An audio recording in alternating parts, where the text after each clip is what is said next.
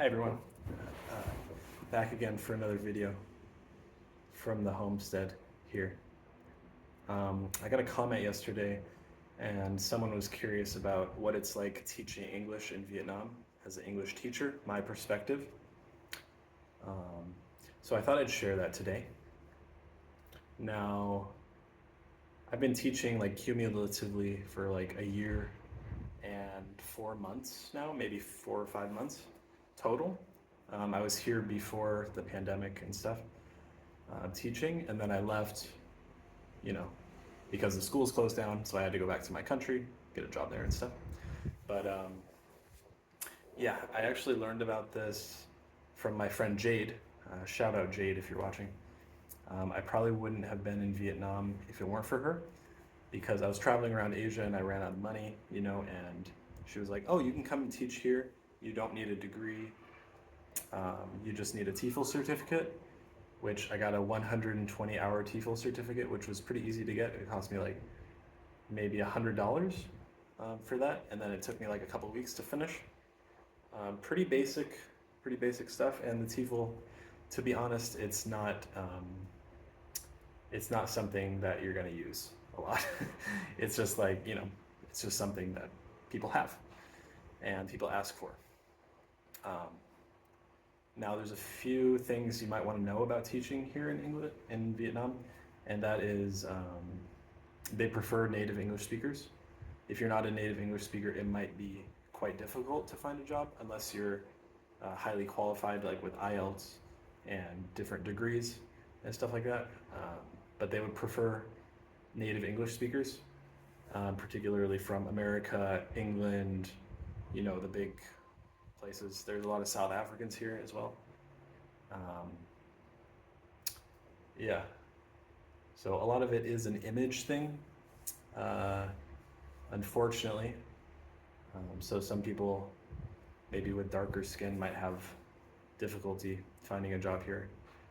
Um, One of my friends right now is having a tough time, and she applied for like many different positions, and it's tough.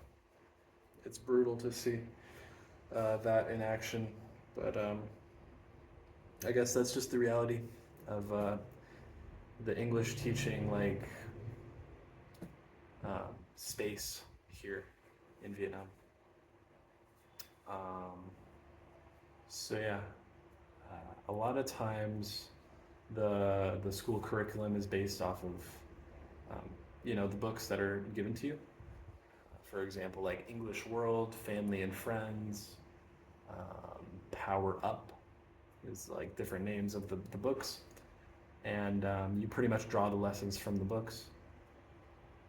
Each day you'll pick a few pages, put them up on the projector screen, and you'll go through them with the class. Um, at one center I worked at, the classes were an hour and a half, and at this center that I'm working at currently, they're an hour. And it's also flexible. It's like you can work part-time, you can work full-time. It just depends what you're looking for. And yeah, it's not going to be like a 9 to 5 job if you don't want to, because the pay is quite good. You make like around like $16 an hour, 16 to like $19 an hour starting, without a degree. That's if you're a native English speaker. And I think I'm making like $18 or $19 an hour right now. It's pretty good, especially for living in Vietnam, where the cost of living is very low, and the quality of living is also good. That's worth noting. It's not just the cost of living is low, but the quality of living is high, in my opinion. Um, so yeah, they the center I work at right now, they provide PowerPoints for you for the class. So you'll get the PowerPoints at the beginning of the week, and then you just use those in the classes, and then you kind of put your little twist on it if you want to add some games or like coloring if it's kindergarten. I teach like kindergarten up through like teenager level. Um, so yeah, that's really nice that they have that structured for you. You don't really have to like spend time like creating a lot of lessons. Sometimes I do. Sometimes they ask me to, um, make a presentation or do a review or something like that. But it's pretty good the majority of the time. Sometimes the kids do get rowdy, and you really have to be a strong presence in the room, especially with the kids like around, I want to say like 12-year-olds might be the one of the most like tricky, most difficult. You do have a teacher's assistant, a TA, all of your classes, um, and they can help with any Vietnamese translation. So you don't have to know Vietnamese. A lot of people ask me that, like, do you have to know Vietnamese? Like, I know a little bit, um, but yeah, the TA is there to help translate anything, and also to keep the kids like in check. Which sometimes the TA does and sometimes they don't. Um, of course, that should be like on the teacher, but most of my classes are pretty chill, and the kids are very well behaved. In Vietnam, respect is like, everybody is like, they hold themselves in esteem, like in regards to respect. Like, everybody respects each other, and especially teachers. They have a lot of respect towards teachers. So yeah, so it's pretty cool. It's a good gig. You don't have to work 40 hours a week if you don't want to. And yeah, like I said, like right now I'm working like 12 to 15 hours a week. Sometimes they call me in to work extra, and that's that's plenty for me. Um, just to live like a simple life that I like living, and have a lot of free time to do the things that I want to do, like spend time in nature and exercise and do all that stuff. Um, what else? They're great. Like, the kindergarten classes are so freaking cute. Like, some of the cutest kids I've ever seen. Um, it's really cool to see like kids progress throughout like the time that you're teaching them. It's not very cool when kids don't progress, but that's like a part of it. There's pros and cons. Sometimes it's stressful.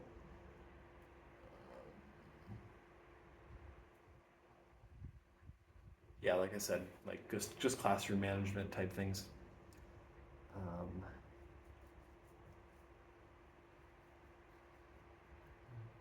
Especially around that 12-year-old age, the kids just don't want to do anything.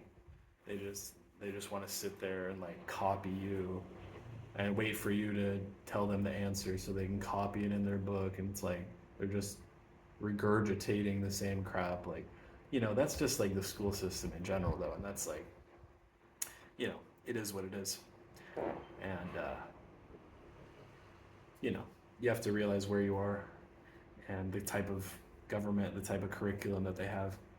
um, Now, I work at a private English center, just to be noted.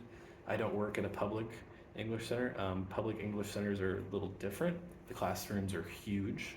There may be like 30, 40 kids, and you're the only one there. And you get paid more, but it's absolute insanity. I've just heard this from coworkers that have worked at public schools. But there's plenty of English centers, like private English centers, um, all throughout Vietnam. It's definitely booming, like with the newer generation that wants, the kids, or the parents want their kids to know English because it's, puts them ahead in the workforce. It's like it's a hot commodity to learn English as a child, like to have your child know English, I guess. What else? Yeah, you gotta wear like a polo, long pants, you know, look neat, I guess. Um, no like crazy beards, or I don't know. You might be able to get away with like a ponytail or something, but some closed-toed shoes and whatnot. Um, the classes are all indoors. for the most part. You're in air conditioning. Um, Sometimes, the markers, they're dry. Sometimes, you're not going to have enough crayons when you're going to color in the kindergarten class. Things just happen. Sometimes a kid might just up and bite you for no reason. That's just life. That's just how it goes. And it's really a test of patience. This path, this career path, this job. So it's not for the weak. It's not. Um, Now, there's also like opportunities, like you could go. Some people even teach like at home.